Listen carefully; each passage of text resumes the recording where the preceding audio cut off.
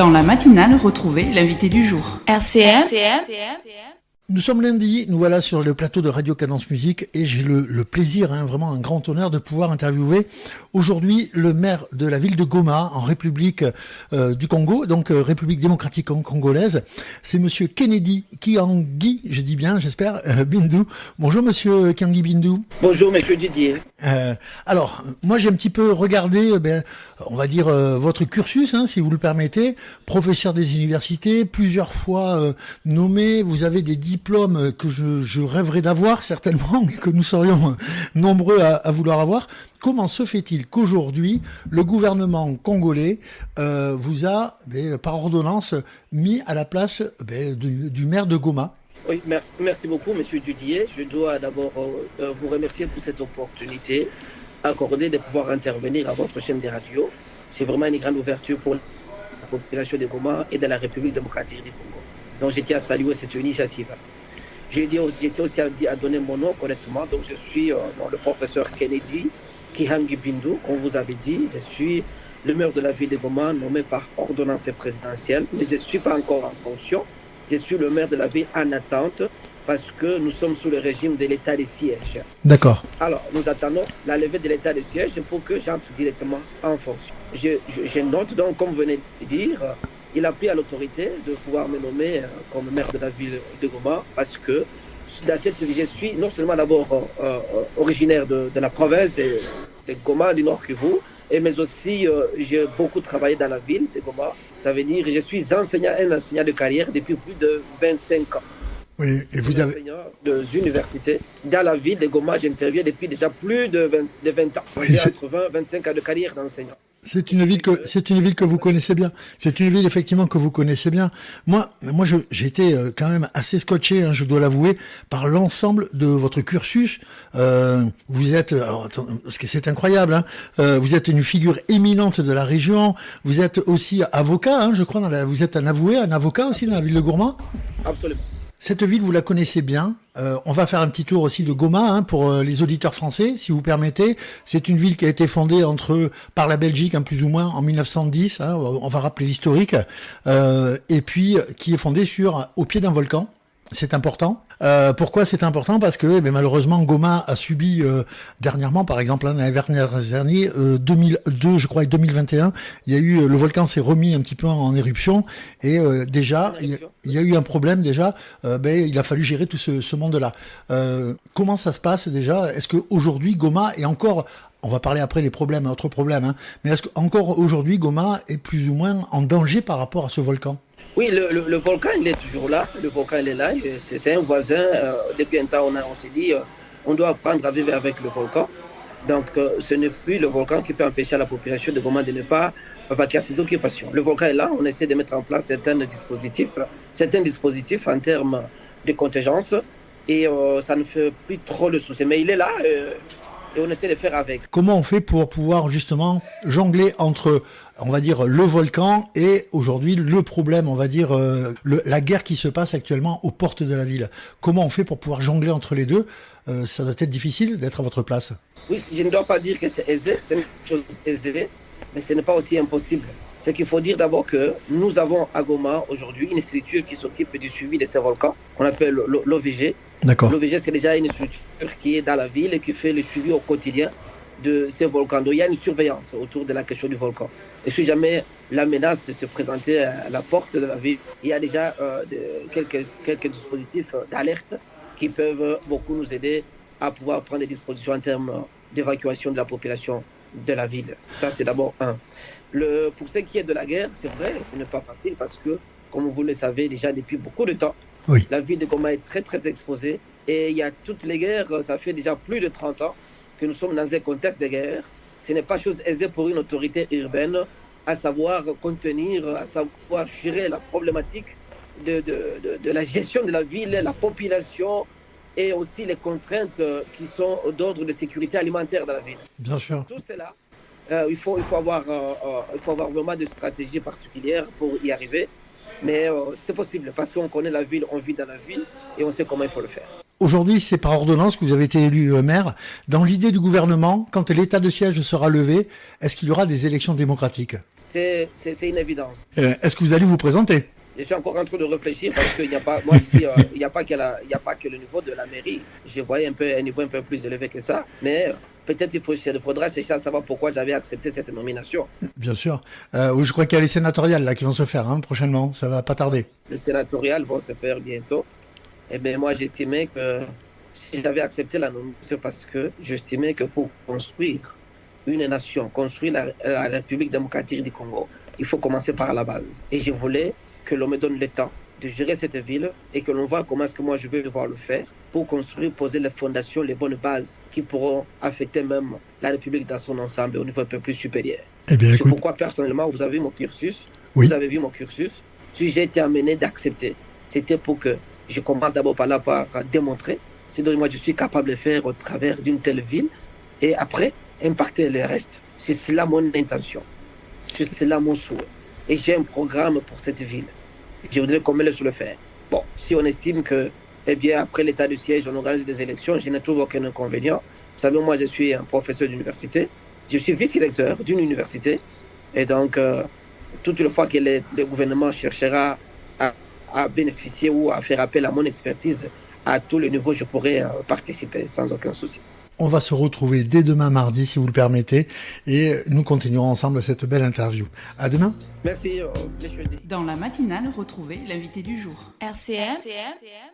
Et nous revoici sur le plateau Radio Cadence Musique. J'ai encore ce matin le plaisir de recevoir Monsieur le maire. C'est Kennedy Kiangibindu. J'espère que j'écorche pas votre nom, Monsieur le maire. Ça va? Ça va très bien. Il faut ajouter, donc je suis professeur Kennedy Kiangibindu, maire de la ville de Goma, en attente d'entrer en fonction.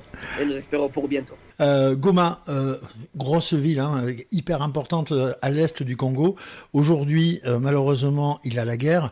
Alors, j'ai attrapé un petit peu les journaux et dans le monde diplomatique de 2014, déjà, on parlait des minerais de sang à Goma. Les minerais de sang, c'est quoi? Ce sont les villes, j'explique un petit peu à nos auditeurs, si vous me permettez, ce sont les mines de cuivre, de coltan ou d'or qui sont aux portes de la ville aujourd'hui et qui sont vraiment, on va dire, le deal, le problème actuellement pour la guerre. Est-ce que c'est que ça ou est-ce qu'il y a encore ce problème Hutu, Tutsi, ou c'est vraiment que pour la richesse minière? C'est principalement pour la question de richesse minière. En 2014, l'Europe, les USA et l'Europe voulaient créer un embargo pour avoir une traçabilité par rapport à ce qui avait été exploité, ce qui était exploité. Nous sommes en 2024, 10 ans plus tard. Aujourd'hui, il y a la guerre. Est-ce que cet embargo, il a existé? Est-ce qu'il a servi à quelque chose? Est-ce que la traçabilité, ça s'est fait? Ou est-ce qu'en définitive, c'était des belles paroles qui n'ont pas pu suivre? Je crois qu'il faut retenir la dernière assertion, que c'était de très belles paroles qui n'ont pas été suivies de mécanismes approfondis de mise en œuvre. Alors après, on va parler aussi du coltan, si vous le permettez. Je rappelle que le coltan, c'est un produit qu'il faut dans les GSM, nos GSM de tous les jours. Ça prend 1% de nos GSM, mais c'est indispensable. Actuellement, il n'y a que le Congo, presque dans le monde entier, qui a ça. Exactement. Nous avons une quantité importante de bonnes réserves et qui donc exige aussi une politique particulière en matière d'exploitation. Aujourd'hui, il y a des rebelles, on appelle ça les M23. Quand je prends le journal La Croix, Libération, Le Monde diplomatique, les trois s'allient en disant ils sont soutenus par le Rwanda.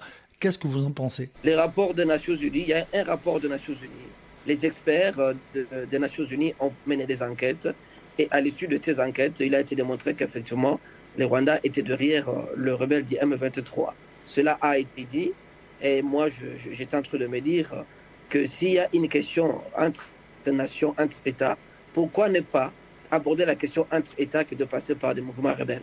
Moi, je voulais dire que si le Rwanda a des réclamations, a des préoccupations à présenter, je crois qu'il serait plus utile et plus correct que le gouvernement rwandais s'adresse au gouvernement congolais et que par des mécanismes diplomatiques et autres, on arrive à résoudre la question que de passer par le truchement d'une rébellion, parce que qui dit rébellion dit déjà aussi des violations de droits humains, des crimes qui se commettent.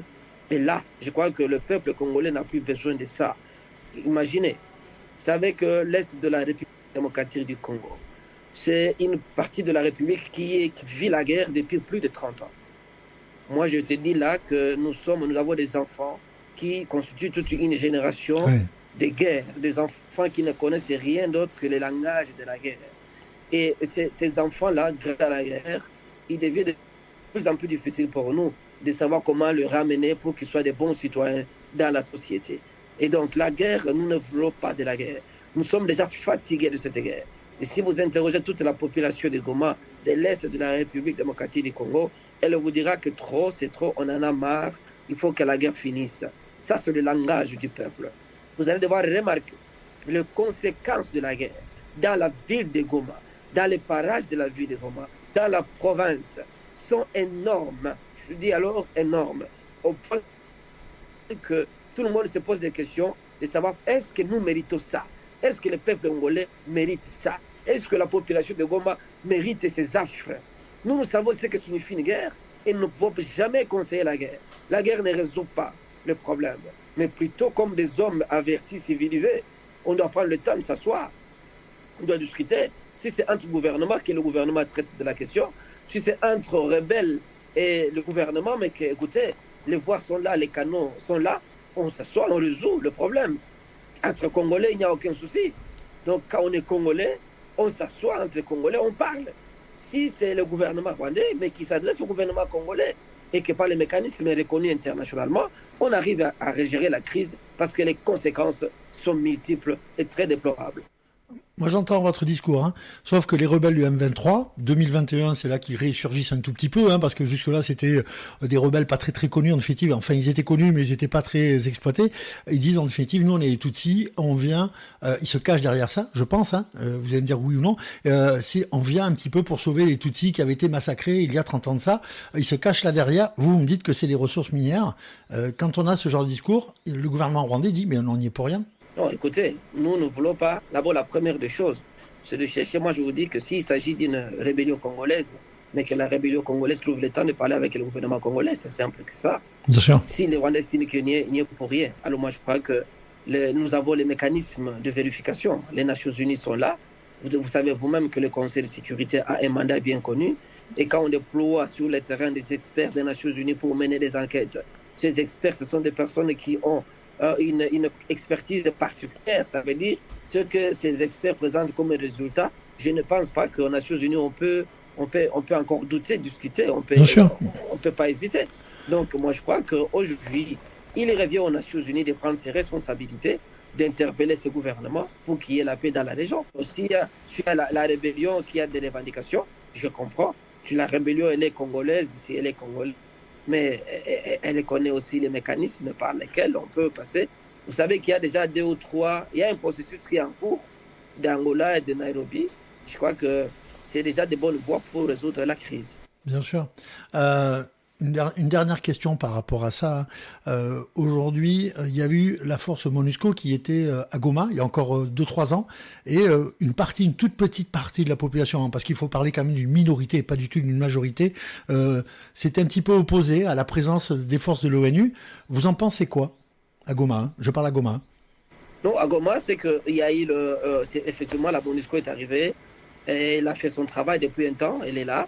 Mais vous savez que je me rappelle une telle question m'avait encore été posée par une autre chaîne de radio. Je disais que le résultat de la MONUSCO aujourd'hui sont très mitigés. Très mitigés. D'un point de vue, on trouve que la mission a quand même réalisé un travail énorme. Vous allez vérifier par exemple, pour ce qui est de l'accompagnement de nos différents cycles électoraux, on a vu un travail robuste qui a été fait par la mission. Mais lorsqu'on va du côté de la protection de la population civile, il y a à se moucher, il y a à se poser des questions. Parce que vous allez remarquer aujourd'hui les différents milieux dans lesquels se trouvent, ou les zones qui sont occupées par les rebelles. Mais c'était des zones dans lesquelles on trouvait des forces des Nations Unies. Mais ces Nations Unies, ces forces qui avaient comme mission, mandat de protéger la population civile, à partir de quel moment la mission a cédé la main aux forces rebelles. Oui. Je ne sais pas s'il était du mandat de la mission d'abandonner les zones qu'elle occupait, des zones dans lesquelles il y avait la population civile, avec un mandat robuste de protection de la population civile.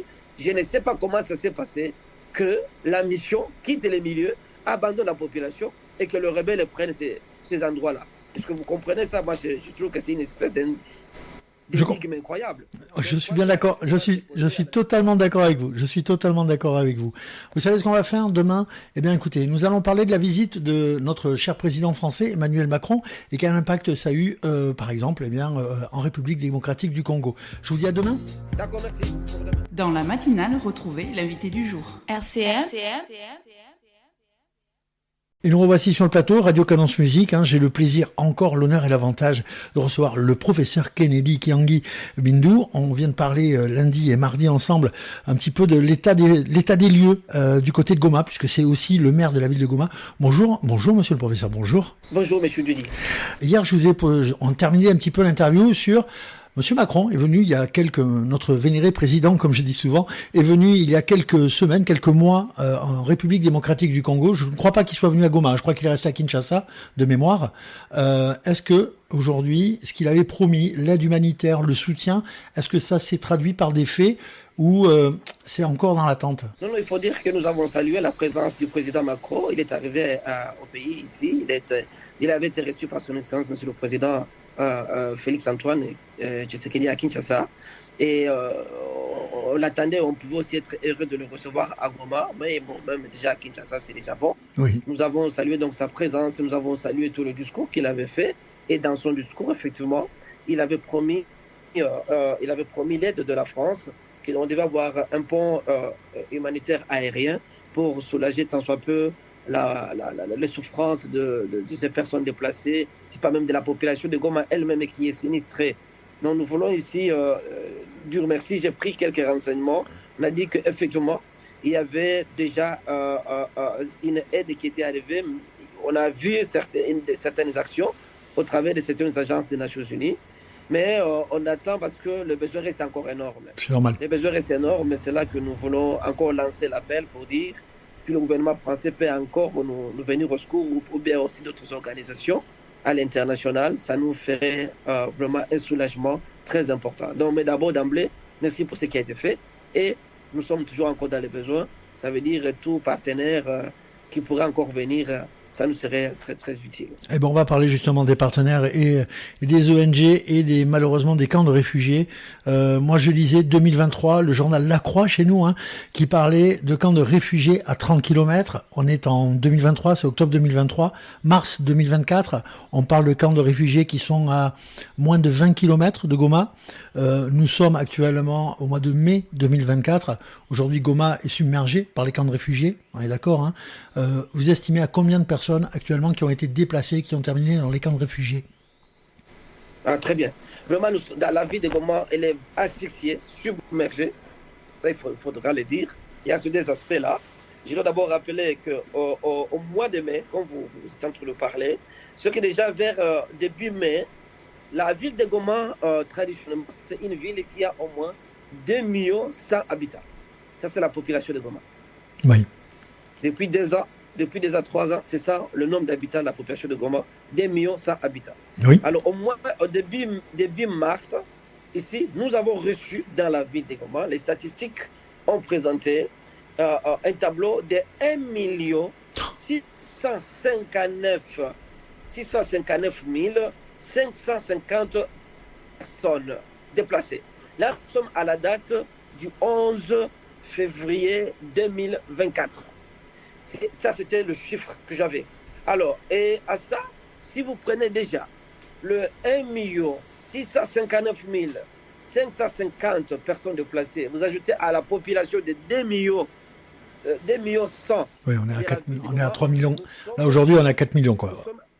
Aujourd'hui, fin mai, on est à 4 millions, d'après vos calculs, et je les crois. Nous sommes à 4 millions et demi de personnes, quoi, au total, sur Goma. Est-ce que Goma, attendez, monsieur. Oui, excusez-moi, est-ce que Goma a les moyens aujourd'hui de supporter l'équivalent de sa propre population en tant que réfugié? Voilà, c'est ça la question. Enfin, je voulais effectivement présenter ces tableaux-là. C'est qu'avec ces 4 millions, plus de 4 millions d'habitants dans la ville, il faut d'abord dire que ces 4 millions d'habitants arrivent pendant que la ville elle est coupée des autres entités. Ça veut dire toutes les voies d'accès, les voies d'entrée et les sorties de la ville sont bouchées et occupées par le mouvement rebelle. Ça c'est de 1.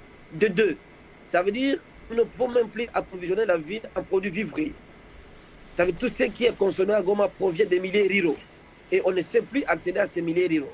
Ça veut dire, déjà, il y a rareté des produits vivriers sur le marché, ce qui crée une insécurité alimentaire. Et cette insécurité alimentaire, déjà aussi constitue une porte à la criminalité dans la ville. Et donc, tous ces aspects réunis, il devient difficile dans la ville de répondre aux besoins alimentaires, non seulement de la population qui habite la ville, mais aussi déjà de cette population qui venait d'augmenter et qui n'est pas à 20 km. Non, quand on vous dit que c'est 20 km, non, ça c'est trop loin. À moins de 20 km, la population est dans la ville. La population déplacée, les cas sont dans la ville de Goma. Ça fait partie de la ville de Goma. Et donc, vous pouvez vous imaginer avec moi que ça devient plus difficile à l'autorité de gérer cette situation sans une intervention extérieure. Donc, le seul voie d'accès que nous avons, c'est la voie aérienne et la voie lacustre, avec tous les risques que cela peut aussi entraîner. Bien sûr. Donc, c'est là que nous lançons ces cris-là, des besoins d'un accompagnement sur le plan d'assistance humanitaire. Franchement, nous sommes dépassés et on a besoin de ces soutiens. Eh bien écoutez, je vous propose que demain, jeudi, nous en parlions vraiment, les besoins de la ville de Goma. Qu'est-ce qu'on va en avoir? Qu'est-ce qu'il y a de suite dans l'urgence? Qu'est-ce qu'il faut avoir? Si vous le permettez, on se dit rendez-vous à demain. Merci, à demain. Dans la matinale, retrouvez l'invité du jour. RCM. Retour sur le plateau, comme chaque matin, nous parlons de la ville de Goma et j'ai le plaisir depuis 3-4 jours de recevoir Monsieur le maire. Monsieur le maire, c'est Kennedy Kiangi Bindu, professeur Kennedy Kiangi Bindu. Hier, nous parlions des besoins parce que là, c'est 2 millions de réfugiés pour 2 millions d'habitants. C'est même incroyable dans une ville encerclée. Moi, la première question qui me vient avant même de parler des besoins immédiats et dans l'urgence, que les gens puissent écouter, comment ça se fait? Monsieur le maire, aujourd'hui on parle de la bande de Gaza, des problèmes de la Palestine, on parle de l'Ukraine, on parle de tout ça. Et vous, un petit peu, votre problème, votre situation qui est désastreuse, on en parle très très peu en définitive à l'international. Comment ça se fait selon vous? Oui, exactement, M. Didier, c'est pourquoi j'étais en train de vous applaudir, vous méritez des ovations, parce que vous êtes parmi les rares qui acceptent de nous accorder une telle audience à l'international, et même en France. Donc j'apprécie énormément, coup de chapeau pour cela. Merci. Parce que quand on voit ce qui se passe à Gaza, ce qui se passe en Ukraine et tout ce qu'il y a comme mobilisation à l'international. Mais nous nous demandons pourquoi est-ce qu'à Goma, on ne pense pas à nous.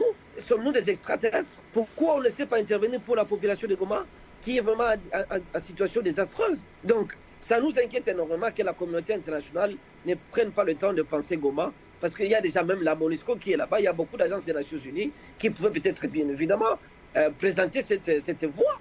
De ça, on voit que nous sommes dans la ville de Goma. Donc, nous sommes là, nous nous inquiétons. Ce qui se passe à Gaza, si on peut faire même les ponts aériens, comme ça se passe à Gaza, ça nous serait très utile, ça nous ferait énormément plaisir. Et cela, nous nous demandons si la RDC a encore des amis au niveau international, si la population congolaise a même des amis.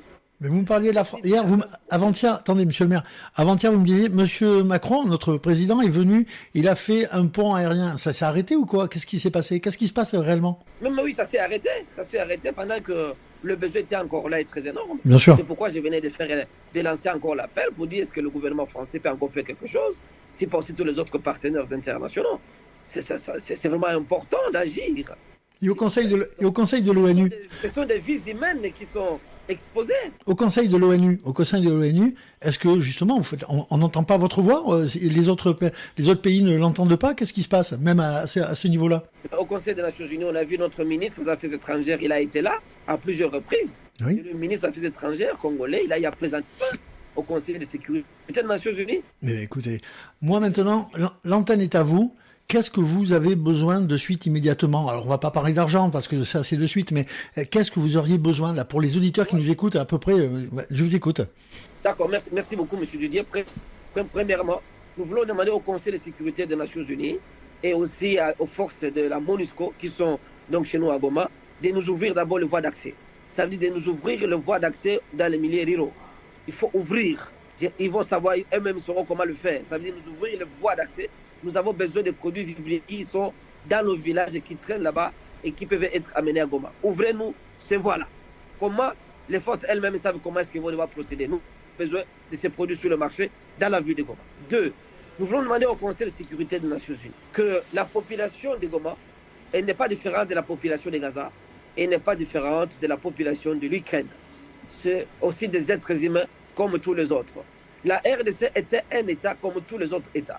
Et je voudrais rappeler, la République démocratique du Congo est un État membre des Nations Unies. Un État membre des Nations Unies, ça veut signifier que la République démocratique du Congo, toute une fois qu'elle est en difficulté, je crois que les Nations Unies doivent accorder une attention particulière à la problématique de la RDC. Mais nous avons comme l'impression que toutes les voix, tous les cris qui sont lancés, tous les problèmes qui se passent en RDC, les conseils de sécurité des Nations Unies semblent ignorer ces questions-là. Nous nous posons la question, pourquoi? Troisièmement, le besoin dont nous voulons exprimer aussi en termes humanitaires, c'est il y a des urgences. Nous avons besoin de produits d'urgence. Et ces produits d'urgence, c'est nous avons besoin de produits sur le plan de la prise en charge sanitaire, les soins médicaux. Parce que dans les camps de déplacés, il y a de réels problèmes de maladies, de promiscuité, et ça crée des soucis de santé publique. Donc nous avons besoin d'un accompagnement sur le plan médical. Des kits médicaux, ça nous serait très, très important. Deuxièmement, nous avons besoin de produits alimentaires pour venir au secours de ces populations qui traînent dans le camp de déplacés. Troisièmement, nous avons besoin à ce que l'on puisse nous apporter aussi, je vais dire, accompagner les enfants qui ne savent plus aller à l'école. Il y a des enfants qui traînent dans le camp, qui traînent dans ces milieux-là et qui ne savent plus aller à l'école. Et donc, il y a besoin d'un accompagnement sur le plan de la prise en charge de ces enfants là-bas. Notez aussi que plusieurs personnes n'ont plus de travail à faire. Il y a besoin de l'eau dans ce camp. C'est-à-dire nous avons besoin de l'eau et pour alimenter ces camps en eau, il y a déjà aujourd'hui une possibilité de procéder par le forage. Par le forage, dans le camp, à 40, 50, 60 mètres, on peut avoir de l'eau. Et donc, je demande à ce qu'on nous apporte cet accompagnement et ça pourra tant soit peu soulager le problème. Bon, dans les cas de déplacement. J'ai bien compris, là, on est quand même dans des besoins de première urgence, dans ce que vous êtes en train de nous dire.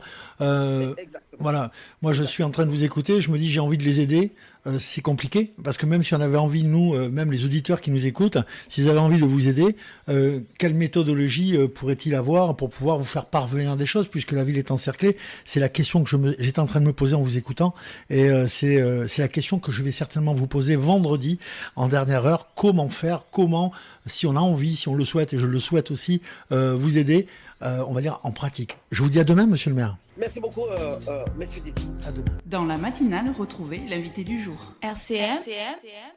Et c'est le dernier jour déjà, et je le regrette parce que j'ai passé de très bons moments à côté du professeur Kennedy Kiangi Bindu, qui est aussi maire de la ville de Goma, Goma à l'est de la République du Congo, ce qu'on appelait avant le grenier de l'Afrique, qu'on appelle toujours, malheureusement il est en guerre, le grenier de l'Afrique actuellement. Les troupes M23, appuyées par le Rwanda très très certainement, sont en train d'encercler la ville de Goma. Hier on a entendu les besoins dans l'urgence, parce que c'est de l'urgence là qui a besoin, 2 millions de réfugiés, c'est tout autant que la Palestine, c'est tout autant que l'Ukraine, et il n'y a rien. Alors, monsieur le maire, hier on a entendu les besoins. Si en pratique, on voudrait vous aider, on fait comment? On passe par quel biais? Quelle ONG? Comment on fait? Ok, merci beaucoup. Il faut dire que pour nous aider, on peut passer par des organisations qui sont là, des organisations locales, comme aussi des organisations internationales qui sont dans la ville, mais localement. Nous avons lancé, par exemple, déjà une opération que nous appelons Umoja ni Nguvu. Opération Umoja ni Nguvu, ça c'est en Swahili. Umoja ni Nguvu, ça veut dire simplement en français, l'union fait la force. Et il y a déjà un ensemble d'organisations locales qui ont une audience aussi certainement au niveau national et international, qui peuvent facilement recevoir le produit et les amener directement aux concernés, aux populations déplacées. Alors, donc ça, oui. C'est un des mécanismes plus aisés pour atteindre les personnes déplacées. Et ça ne passerait pas par moi, ça passerait directement par la société civile, par ces organisations, qui sont d'ailleurs en train d'accompagner les mêmes communautés locales. Je peux vous citer aujourd'hui 2 structures. Il y a par exemple Action of the Future. Action of the Future, c'est un organisme qui travaille sur ça, dans les domaines par exemple de la nutrition d'ailleurs aussi. Nous avons FDAPID de M. Vicar Batundi, qui travaille aussi, qui accompagne ces communautés au niveau local. Je cite une 3e organisation locale, c'est celle de M. Prova du Hope in Action. c'est une organisation de M. Anana Bahamba, qui est aussi sur le terrain, qui accompagne les personnes déplacées. Il s'agit des initiatives locales, il s'agit des organisations locales qui travaillent et qui peuvent bien recevoir et satisfaire le besoin. Ça veut dire amener les produits jusqu'au... J'ai bien compris. J'ai bien compris le... Si vous permettez, monsieur, Oui, si vous permettez. allez-y. Et je reprends donc les organisations. Je parlais de l'organisme qu'on appelle FDAPID, dirigé par M. Vicar Batundi de la société civile. Il y a l'organisation aussi Action of the Future, dirigée par M. Olivier Brolo, qui s'occupe de la question de la nutrition, et puis aussi les soins de santé. Et troisièmement, il y a aussi l'organisation Provide Hope in Action, qui est de M. Anana Bahamba, sur le terrain, et qui font un travail extraordinaire. Donc c'est là aussi en partenariat avec le gouvernement, ainsi que les organisations, les agences de la famille des Nations Unies. On peut bien couvrir l'action au travers d'un pont aérien. Alors, monsieur le maire, vous allez pas aimer ma question, mais souvent les Français aujourd'hui sont un petit peu réticents à aider parce qu'on se dit toujours qu'il y a de la corruption entre le moment où on le donne et le moment où vous en avez vraiment besoin. Il y a des fois des intermédiaires, pas forcément africains, hein, ça peut être français aussi ou européens. Donc, est-ce que là, on peut faire confiance dans les associations que vous nous avez citées, on peut faire confiance. On peut faire confiance parce que ces organisations ne sont pas leur première expérience. D'accord. Et si moi je l'ai dit, croyez-moi, c'est que j'ai pensé quelque chose. Vous savez, avec ma moralité, mon intégrité, tel que vous pouvez vous imaginer, quand je fais une telle proposition, c'est que je sais de quoi je parle. Donc je peux que les personnes soient rassurées, que ces organismes-là feraient vraiment un travail. Ils sont en train de faire un travail exceptionnel, on n'a pas à douter. Et donc la question de la corruption ou des détournements, ça ne serait pas au rendez-vous de cette action. Eh bien ça, c'est une très belle nouvelle. J'avais démarré cette interview avec est-ce que vous voudriez prendre, on va terminer là-dessus d'ailleurs, est-ce que vous voudriez prendre, on va dire, une ampleur politique dans la région et essentiellement la ville de Goma? Vous m'aviez répondu oui, ça m'intéresse.